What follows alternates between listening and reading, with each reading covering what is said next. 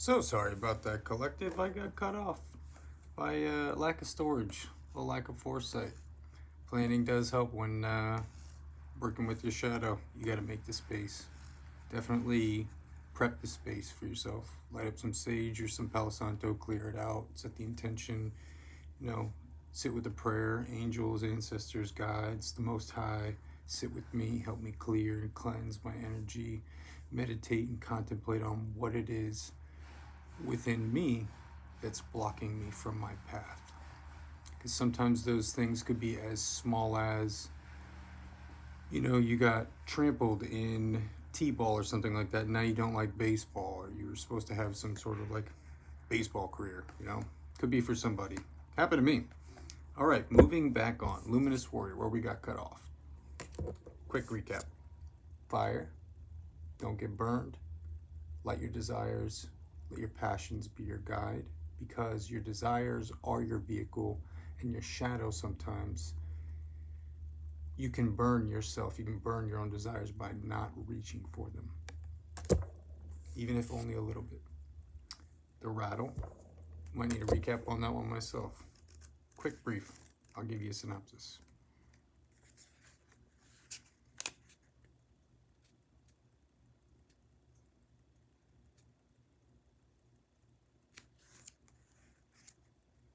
Tools of spirit, divination, tarot, crystals, energy work.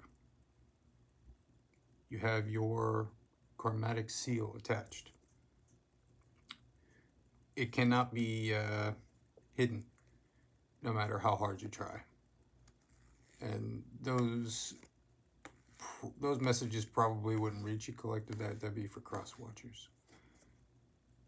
32, Luminous Warrior.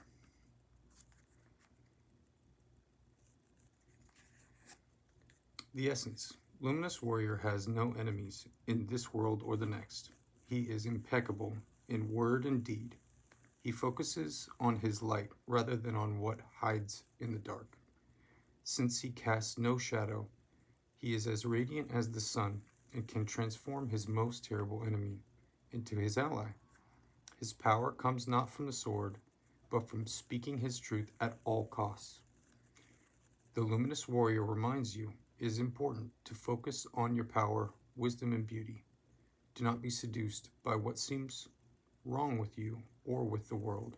Remember that the intention follows attention, so focus on your positive traits. Feed your light with more light until you feel truly empowered. Then there will be little need for action as you resolve all situations from within. The medicine. Are you being tempted by your emotions to follow your lower instincts? Are you being invited to enter into a quarrel with someone? Put your sword away. This is not the time for battle. Your enemy is not who you think it is. Do not act from a place of anger that will damage your relationships and hurt the ones you care for. Find the truth hiding in your heart that will affirm your instinct for peace rather than for war. My goodness. Focusing on these aspects of self, the shadow is raised to light. You have a Kundalini awakening. You can have multiple. It can be intense. It can be connected to your field of vision. You can feel it. When I say intense, it's not painful.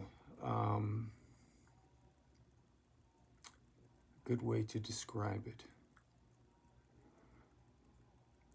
It's like the surge, the climax of strength that you feel.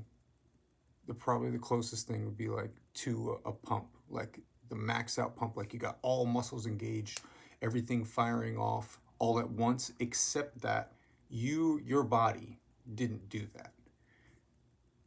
Or rather, your body didn't engage in that and can feel what is happening. You definitely have your attention drawn to it if your third eye was open. And speaking of third eye, when you clear the crown going down, or root up, whichever capacity that you're working with your light, As long as you hit all the chakra points, in my experience, I worked from red to violet and violet to red. It really all depends on what you're being guided to do. So just trust your intuition, and if something doesn't feel right, sit down for a little bit, sit with it. That's the whole point of shadow work, is to help spirit get you with what is between you and spirit, what you did, good or bad, what was hidden, is eventually going to be revealed. So your third eye, and especially talking about vision, lapis lazuli is really good to work with third eye blockages. I myself have seen, like, in terms of from dormancy or stagnancy, if you have third eye blockages, you probably have some kind of work being done on you. And you need to consult with your guides and your ancestors about protection and clearing your chakras. This can definitely help if you leave it around the third eye, right? Or if you just work with it within your energy in and of itself. The crystals are magic. They're consciousness. Consciousness is magic. And selenite. Selenite is really good for cleansing and can help you. It's all about setting intent. It's all about belief. It's all about faith.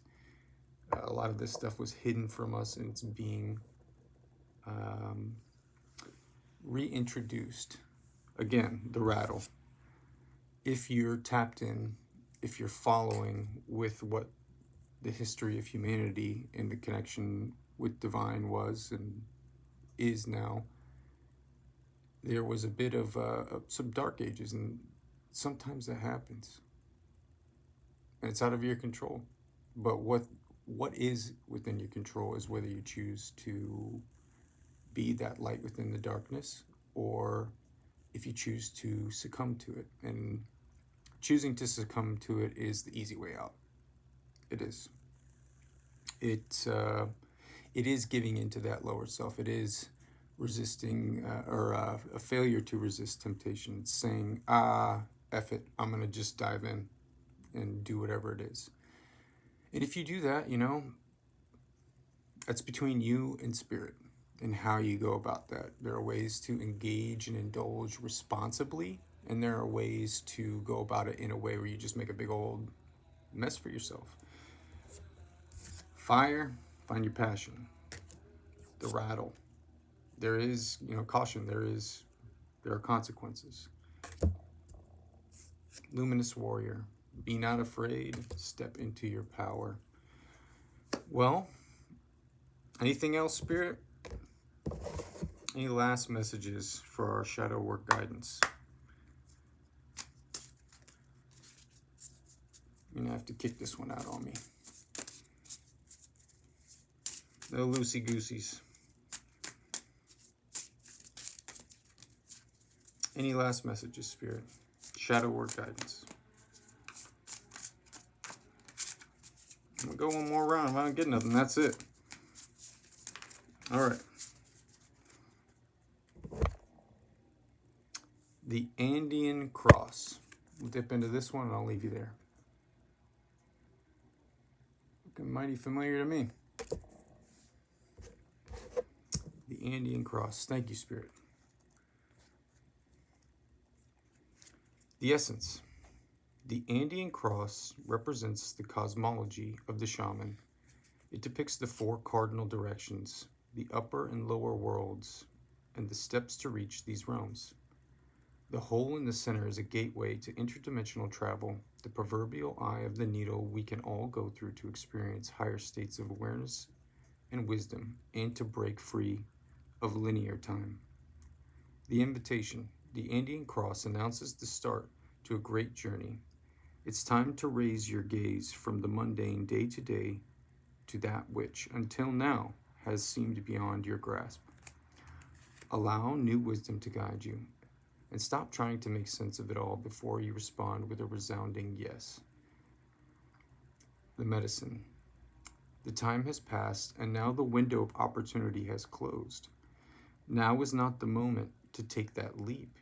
You have been over preparing for. It is best to wait until conditions in heaven line up again to offer you a more propitious moment. I want to